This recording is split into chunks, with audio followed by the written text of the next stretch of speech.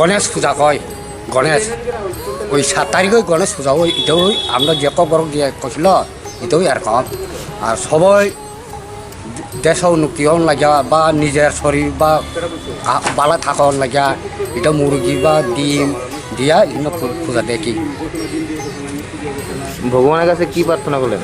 আমরা গড়িয়া পূজারে মানব বাবা গড়িয়া আপনারা শরীরটা বালা থাকক, স্বাস্থ্য ঠিক থাকুক, কোনো অসুবিধা করো না, এটা মানে কি আমরা আমাদের এই যে বাবা গড়িয়া পূজা, এই পূজা আসলে এটা একটা জনজাতি গোষ্ঠীর ট্রেডিশনাল ফেস্টিভ্যাল। আজকেও যদিও সেই জায়গায় সেটা নেই, আজকে জাতীয় উপজাতির এটা মিলন ক্ষেত্র হয়ে গেছে পূজার জায়গাটা।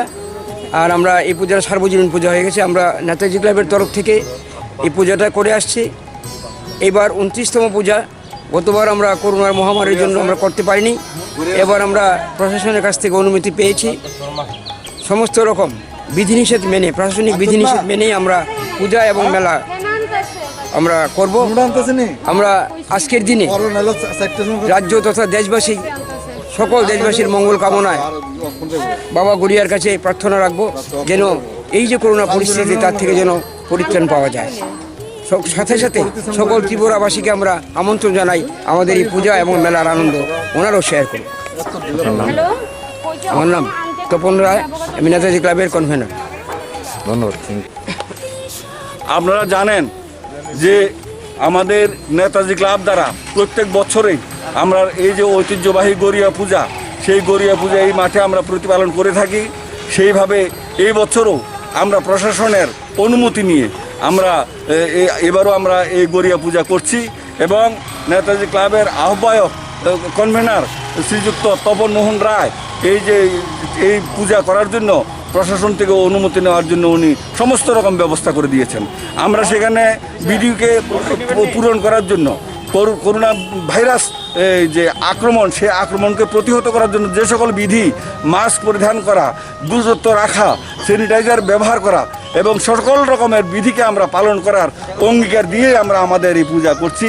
আমাদের এই পূজাতে যেমন নাকি নেতাজি ক্লাব এখানে পূজার সাথে সাথে আমরা এবার সমস্ত মানুষকে যারা যারা পার্টিসিপেট করবেন তাদেরকে আমরা মাস্ক দেব, স্যানিটাইজার দেব। সাথে সাথে আমাদের নেতাজি ক্লাবের সাথে যে তাদের একটা সংস্থা, সেই সংস্থার নাম হচ্ছে শচীন দেববর্মন হেলথ অ্যান্ড লাফিং সেন্টার। সেই শচীন দেববর্মন হেলথ অ্যান্ড লাফিং সেন্টারের পক্ষ থেকেও আমরা আমাদের সবাইকে স্যানিটাইজার এবং মাস্ক দিয়ে আমাদের সকলকে কল্যাণমূলক কাজে আমরা হাত বাড়িয়ে দেব। এটুকু আমরা করছি। এবার আপনারা আমাদের এখানে এসে আমাদের যে খবর দিচ্ছেন, এই জন্য আপনাদের ধন্যবাদ। আমরা আশা করি আমাদের সকলের সহযোগিতার মাধ্যমে আমাদের যে পূজার কর্মসূচি আর সুন্দরভাবে সফল হবে। ধন্যবাদ, নমস্কার। আমার নাম রতন কুমার দত্ত।